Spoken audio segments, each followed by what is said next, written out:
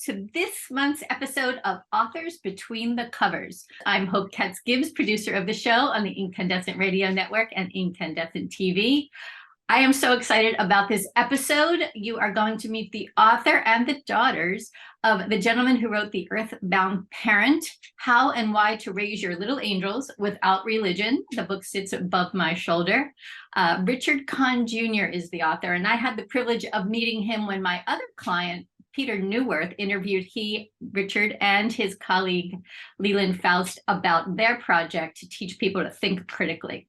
So this book is fascinating because with religion is obviously such a powerful topic in America, right? It's very divisive, and this book is a little controversial. So today we are going to have his gorgeous daughters, Nikita and Natalie, talk to him a little bit about the book and what it was like to be raised by an earthbound parent. So take it away, ladies. Thank you. So our first question is parenting fun? Parenting is the best part of my life by far, especially when someone is lucky enough to have such lovely children, both my older children and, of course, the two of you. So, yeah, parenting is great fun, sweetie. What's your favorite thing about parenting? I guess for one thing, it provides a wonderful sense of meaning in life, certainly for me. I think most people are think about what matters to them in life, and for some people it's something spiritual, or for others it's their work, and for many it's a mixture of different things. But certainly raising children provides that meaning in life, and just generally, I enjoy so much seeing my children grow and do well and feel good about themselves and have fun. Why do you believe the book is controversial? That's a good question. The book is controversial because it encourages parents to consider raising their children without a belief in any supernatural being, any sort of a God.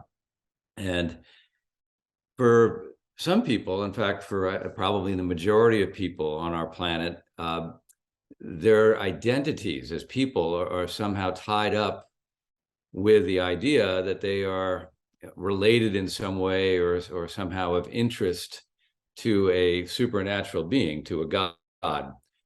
And so it can be disorienting for those people to consider an alternative which does not have that narrative, and it can also be to some degree frightening for them to feel that we're in the midst of a small piece of sand and a massive set of oceans 1 billion times larger than the Pacific, floating in the middle of nowhere, and that's too frightening for many people to consider.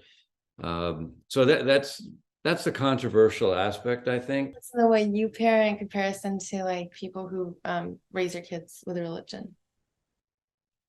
Well, I think there are a lot of differences. For one, I save a lot of time in your life by not making you girls spend your time in religious settings, praying or listening to different types of religious ceremonies, or talking about, deities, gods, whatever, all of which are subjects I don't think are real. And so there's a time savings, but it's also an attitudinal aspect. I think by not having that mindset that we're tied to some supernatural being, I think I've taught you to sort of take responsibility yourselves, and that the world is real, and that your actions have consequences. Yeah. So all of that sort of flows from the idea that it really is just us. Beyond that, obviously I believe in active parenting, but that's not, that's different than what many people do, but not necessarily because of the religious component to it. Okay, those are all our questions. Okay, those are the questions you had? We understand it. You understand the book now better? Yeah. Ah. So I have a question for you. How have you liked being raised largely without television, without media, social media for most of your lives, doing things like ballet and music and being involved in actual activities, learning all sorts of instruments and languages. You speak Russian fluently and Mandarin without an accent, and English quite well. Well, obviously, I'm happy that I'm not wasting my life on technology, but I would like to be able to spend my time socializing more with my friends and hanging out with my friends and going to parties. But at the same time, I think it's helped me learn more and like get more from life instead of just sitting on my phone and like I agree. I think it exposed us to more both languages, academics. I think it's kind of a waste of time just watching TV or hanging on social media platforms. So I definitely think it was beneficial that we grew up without television and phones. And now I have some questions for you guys. Okay, so did you feel odd not having TV and tech and religion, especially in your family, when your friends probably did? I think at some point I did in school. A lot of kids would have their phones during recess or be talking about popular movies, and I would kind of feel left out because I was just out of the circle. But I also feel kind of appreciative because I felt that while they were wasting time watching those shows or looking at social media, I was learning, doing homework, and studying languages. So I think sometimes I felt the downs of it, but I think more overall, I appreciate the fact that I wasn't on social media and wasn't watching TV growing up. Yeah. And I was going to say, you became a chess champion of Connecticut at a very young age. Sorry for interrupting, but she's too modest. No, yeah. I think that like definitely do feel sad that I wasn't able to have all like social media and TikTok before, because I think now that because this year I was given TikTok and more social media, like I was allowed to spend more time on my phone. I got a lot of there's a lot of trends that you pick up off of social media and then you incorporate into your daily lives, that you say some new things and it like adds on to conversation. So obviously I feel like I was left out from that before, but at the same time I feel like I got a lot more from life and I wasn't as I guess like zombified by technology like all of the rest of my people at my school were. So you guys speak fluent Mandarin, and Russian, and you've obviously traveled a ton with your dad, who has done a remarkable work in Russia and playing chess and all this kind of tennis, and he's just a celebrity on so many levels. What is it like being in this world?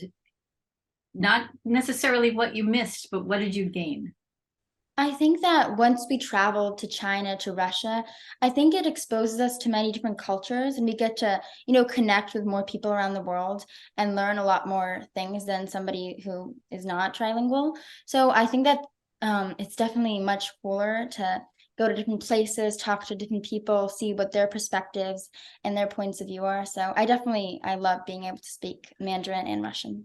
Yeah, I think traveling was super fun. We went to like Russia and China, and like knowing the language, you were able to connect with people, and you also are allowed to, you can share your own thoughts. Like they ask questions, you tell them what's cool in America and I don't know. I just think it's super fun, and yeah, I'm glad that we've learned languages and traveled because other kids in our school haven't. So. So Nikita, what do you want to be when you grow up? So I'm in between either doing modeling or acting, and yeah, I'm not really sure how I'm gonna get there, but it's gonna happen. Sure will. And how about you, Miss Natalie? I definitely want to go into medicine. I'm thinking of being a cardiologist, which I wanted to be since I was 6 or 7. Five. Five. Or an anesthesiologist. But I definitely want to be in the medical space overall. Yeah. Wow. And Richard, so you have 4 children. Tell us about your other 2. My 2 older children are in their late 30s. And Nikita, by the way, is 16. Natalie is 13. So they're like 38, 37. My eldest is a teacher up in Boston at a private school. She had gone to Wesleyan undergrad and then got her master's at Harvard. And she now has 3 children. So I have 3 grandchildren up there, and she's got a great husband who's working up there as well. So they're going to be based in Boston. And my son is a lawyer. He is now back in the New York area practicing corporate law and about to get married, is my sense. And so no children yet from him, but he went to Dartmouth undergrad and then Georgetown Law. So both seem to be doing just fine. But they're adults now, so they're pretty much on their own, and yeah, but both very sweet kids. That's awesome. All right, so I have one last question for y'all. So Nikita and Natalie, will you be Earthbound parents? Will you raise your kids the way that your dad and mom did? Definitely. I think I will. I'm Yeah. like there, yeah. I think it's 100%. just the best I parenting also- style, personally. I believe it's the best parenting style. It's very like, yeah. I also just don't think that, yeah. I think that I wouldn't personally want my kids going to like church or like praying or any of that. So yeah, I think that it's a good way to raise your children. Also, it's a way that you won't have any conflict or like, I don't know. I think it's just easier. Yeah, I agree. I think that by not having some religious attachments, I think it's better because children can spend their time doing other more productive activities, learning more. So I definitely will raise my children as an Earthbound parent. So thank you so much to the Thank you. Yes, Nikita, Natalie, and Richard Conn Jr., who's the author of The Earthbound Parent. And I love this subtitle, How and Why to Raise Your Little Angels Without Religion. So go get it on Amazon. Even if you disagree, I think you'll find it to be a spectacular read. So thank you all. Thank you for being on Authors Between the Covers. You are our cover story at Incandescent PR and Publishing for August. So we look forward to hearing, I'm sure we'll get some feedback. So Very thank you good. all. I hope your dreams come true, ladies. Have an amazing